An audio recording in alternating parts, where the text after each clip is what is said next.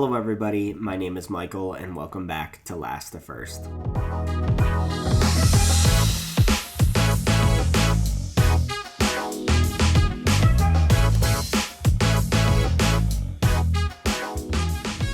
The Italian Grand Prix is done and dusted, and it produced quite an interesting and intriguing race with a surprise race winner. Definitely another good race weekend to put in the books of this surprisingly good 2024 season. So now that the weekend is over, let's get into some driver ratings. Kicking off first with Zhou Guanyu with the Sauber duo. I'm going to give him a 5 out of 10. I feel like it was a very Zhou Guanyu performance of this year. Sauber is still super atrocious and are just absolutely horrendous. They, I believe, 2 weekends in a row qualified 19th and 20th. For a team that's going to be Audi in a couple of years, it is looking rather bleak for them. I'm not sure what's currently going on, but no wonder why Sainz did not choose them for next year and beyond. They really need to get their ducks in a row. But back to Zhou Guanyu, he continues to get beaten by Bottas pretty handedly. In his first year or two together, they were a little closer, and now he's really getting destroyed by Bottas this year. So not looking so good for his future. But on the positive, he did somehow manage to beat Lance Stroll, which he had quite the shocker of a weekend. Now, Bottas, I'm going to give him a 6 out of 10. I think Sauber is just hard to judge with their drivers because of how poorly the car is doing. However, once again, Bottas did do better than Zhou Guanyu. And just overall, he's performing this year. He continues to beat Zhou week in and week out, and really can't do much more than what he's been doing with the car he has. He's been performing well, and hopefully for his sake, Sauber will get their act together next year. Moving on to Williams with Alex Albon, I'm going to give him an 8 out of 10. He had a really strong weekend. He maximized the weekend and the points that he was able to get along with the new upgrades. It looks like the promising pace of Zandvoort with the new upgrades is true. He wasn't able to do anything about it last weekend out because of that disqualification. However, it looks like the pace is here to stay. Crazy enough, he was actually only 13 seconds off Perez in the end of the race. So that's definitely saying a couple things, both where Williams is at and where Red Bull has fallen to, which is pretty shocking. So a great weekend for Williams, and at that rate, they'll be knocking on the doors of Alpine and having another strong result this year. Moving on to Franco Colapinto's Formula One debut. I'm going to give him a 6 out of 10. I feel that it was a solid debut. He did underachieve a bit in quali, but he did have a promising race and didn't finish too far behind Albon. I think the fact that myself and most people agree he had underachieved in qualifying shows that he really did have a promising weekend, and I think it's a good place to build off for the rest of the year. It is a little strange that no matter how well he does, he's not going to have a Williams seat, so I don't know what his future is going to entail. Probably another year in F2. I don't think that will hurt him, even though it would feel like a negative moving back down, but he's not going to be able to get a Formula One seat next year, so might as well have another promising year in F2 and hope for a F1 seat in 2026. Now with the Haas duo, what a weird race for the two of them. Starting off with Magnussen, I'm going to give him a 5 out of 10. And I feel that I have to go straight down the middle because of his two opposing outcomes that just kind of cancel each other out. What a weird weekend, and I feel like that's just like typical Magnussen. Like previously where he held up the entire field, got a million penalties, but allowed Hülkenberg to score some points. Here, he got a million penalties, scored a couple points on his super license, and banned for a race, but he did score a point to help out the team. So quite the weird scenario there. He very nearly didn't score a point. It was only like a tenth and a half that he was ahead of Alonso after the penalty, so that was pretty lucky for him, but quite the strange weekend, and almost certainly Ali Behrman will be stepping in. I do have to wonder, what are the chances, if any at all, that they just keep Behrman in for the rest of the year, given that he is going to be in the car next year. I feel like nobody's mentioned it. Maybe I'm crazy for thinking it. Maybe it's not even a possibility at all. Maybe it's just completely unnecessary. I don't know. But I think it is something to consider, and kind of surprised nobody's been bringing it up. But more than likely, just a one race stint for Ali Behrman in place of Magnussen next time out, and then Magnussen will finish out the year. So yeah, 5 out of 10 for Magnussen. Moving on to Hülkenberg, I'm gonna go pretty harsh on Hülkenberg, to be honest. I'm gonna give him a 3 out of the 10.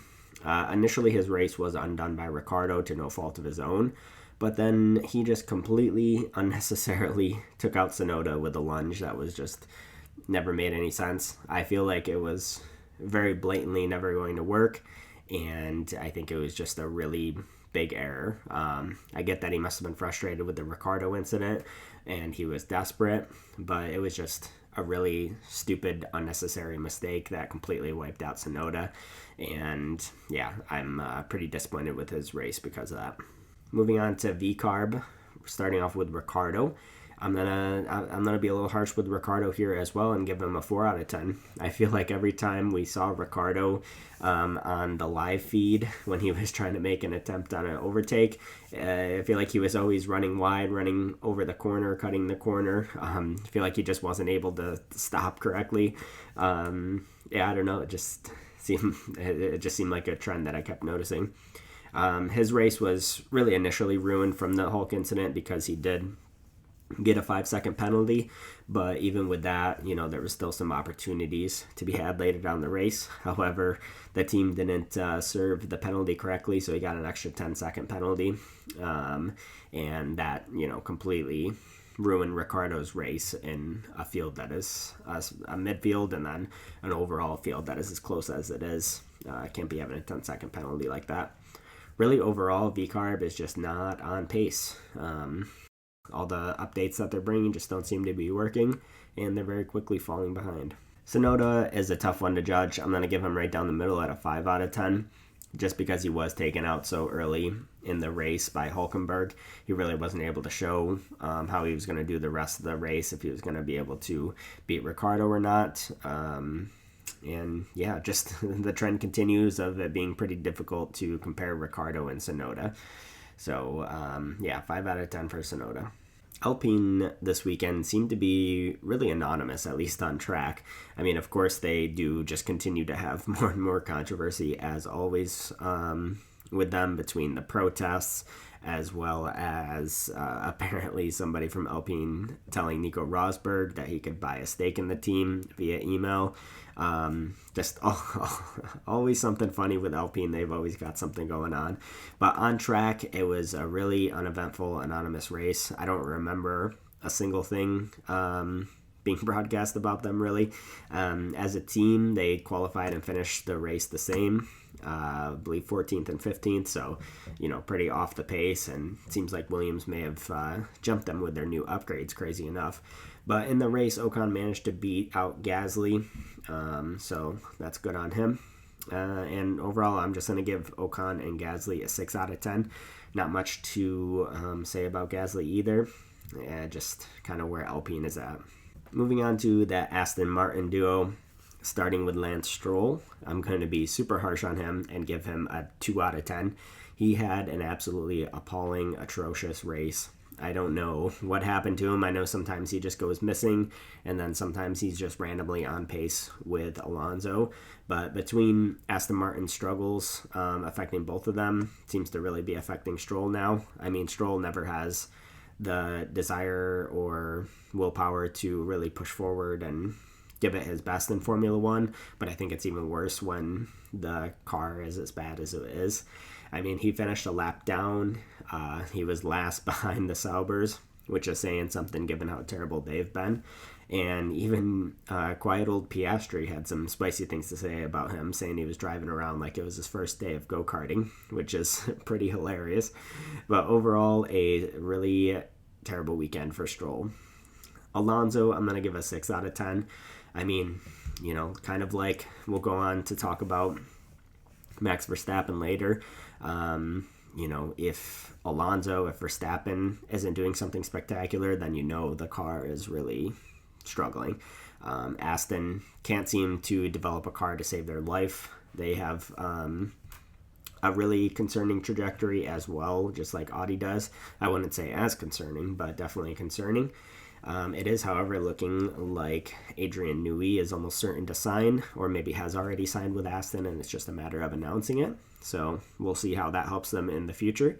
He must have got quite the payday from Daddy Lawrence Stroll, so I can only imagine his benefits there. But that'll be good for Aston. I do want to see Aston do good, even though I think it is really tough to take them seriously as a team when they do continue to have Lance Stroll in the car. But Alonso nearly scored a point because of Magnussen's penalty. Without that, I mean, they would have been a ways off, and that's just pretty much where Aston has been at lately. Just really not doing so good. After the renaissance of Mercedes before this summer break and proper form that they were showing, they've been on a bit of a disappointing run the past couple of races.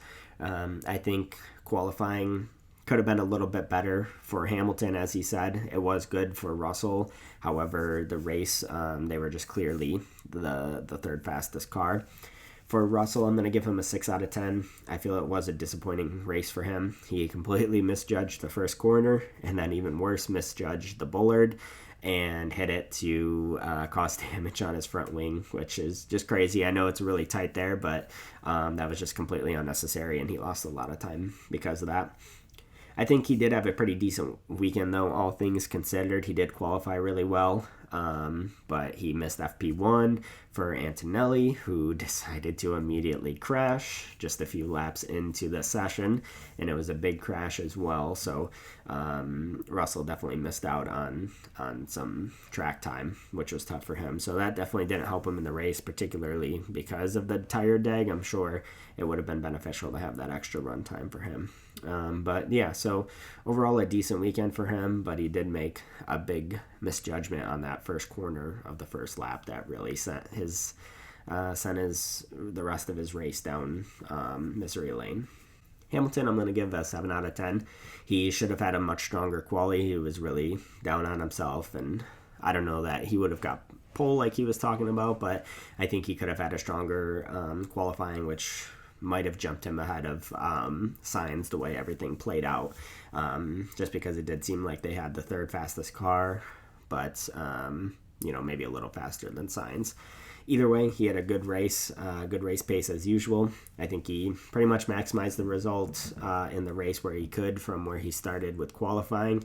And yeah, he was best behind the McLarens and the Ferraris, so I think that was good. Somehow Red Bull just continued to be on a worse trajectory, so for him to finish ahead of both Red Bulls was definitely promising, at least. Now for the home heroes of Ferrari, starting off with Charles Leclerc. You've got to go with a 10 out of 10 for him, bringing it home for the tifosi. The car definitely was strong this weekend. I love, in my predictions, I did not expect Ferrari to do good. I definitely don't have faith in Ferrari typically, but I forgot they normally do quite well in Monza, and they normally bring a special package just for Monza, which they did do, and they had other upgrades on top of it. So the car was strong, but Leclerc was even stronger. He had absolutely beautiful tire management and execution, and I know they did have nothing to lose really, because it looked like they were going to finish third, so that definitely helped them to take a bit of a gamble with the one stop. But ultimately, it was still a great call, and it still took excellent execution on Leclerc's behalf to be able to pull that off. So a really stunning victory, and made for quite the interesting last bit of the race. Really on the edge of your seat there, seeing if Piastri was going to be able to catch him. And the last couple of races, I don't know if Leclerc's tires were falling off or what, but it definitely, Piastri was catching him hand over fist. So a few more laps and it could have been a different story. But Leclerc pulled it off and brought it home for the tifosi in Italy. Sainz, I'm going to give an 8 out of 10. He still had a strong race, finishing fourth, but Leclerc was significantly stronger on the same strategy. And Sainz, you could argue, probably should have been a double podium if Leclerc was able to pull off that one stop, and Sainz would have been able to do a little better. I think he could have held off Lando Norris by the end, but alas, he didn't. I gotta say, that was a really surprising race. I typically think of Sainz as the stronger driver when it comes to a race like this was.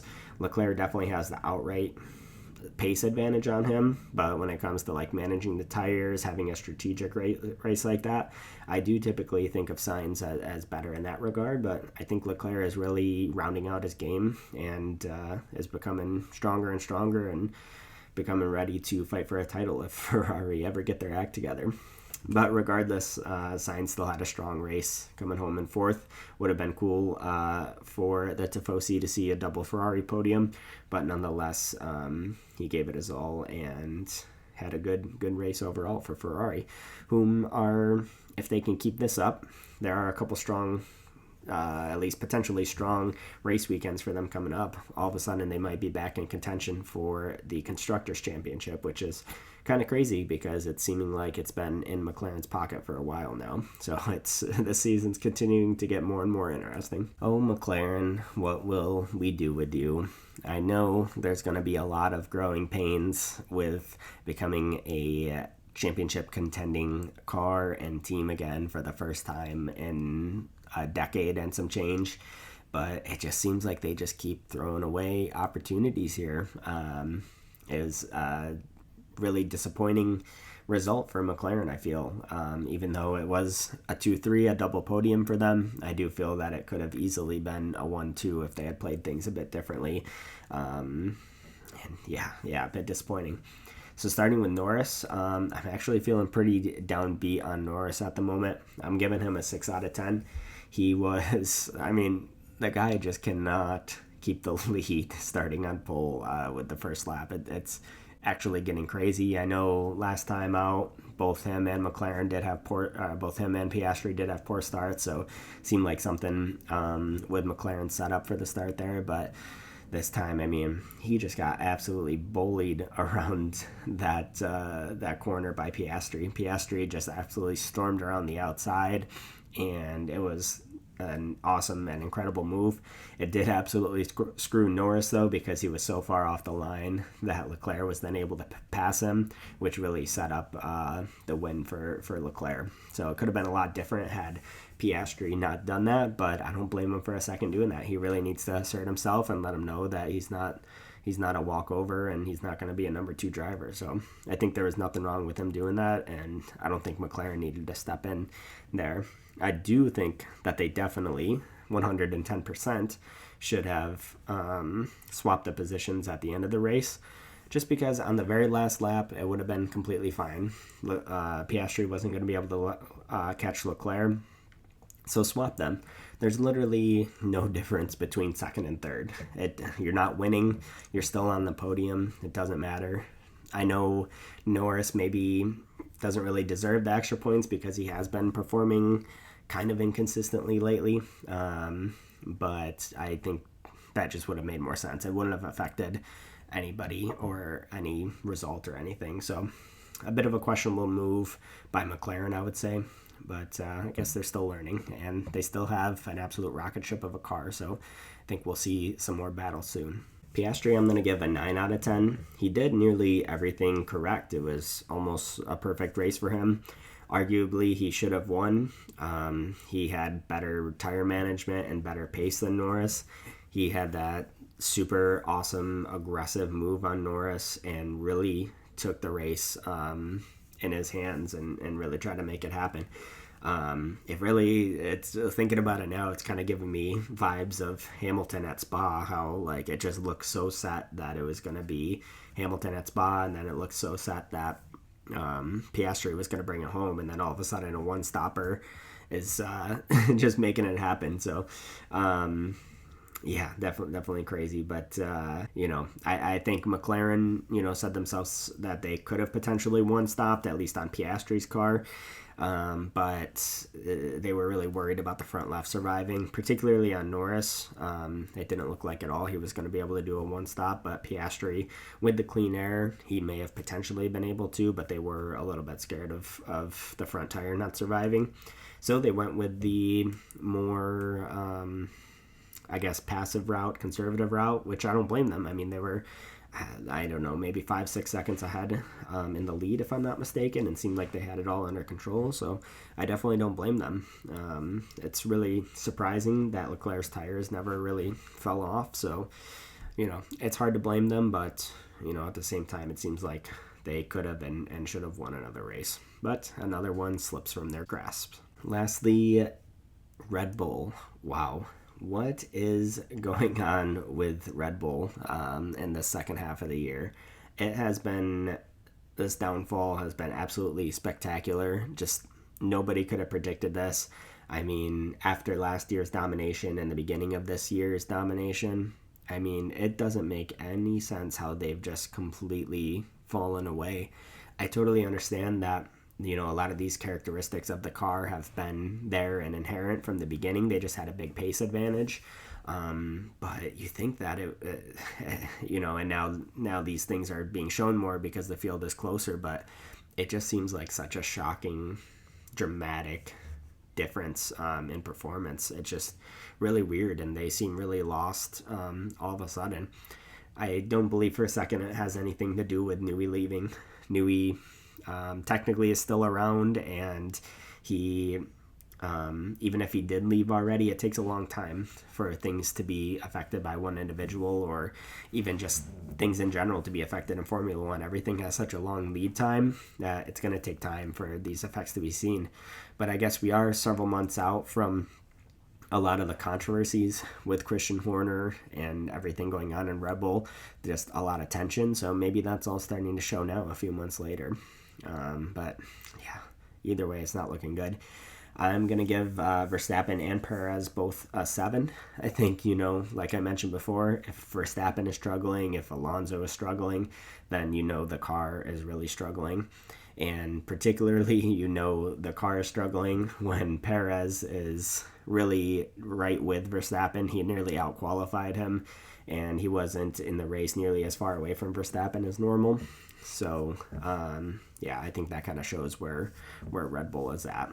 Definitely not looking good for them, but it's producing quite the interesting season. So we'll see if they can get their act together or not. So those are my driver predictions for the 2024 Italian Grand Prix. Let me know what you think in the comments down below. Would love to hear your opinions. Feel free to follow me on X or Twitter at F1rst with first spelling F1rst, and on Instagram as F1rst. Once again, F1rst. So thanks for tuning in, everybody. Let's get the rest of the season going, and I'll see you in the next one.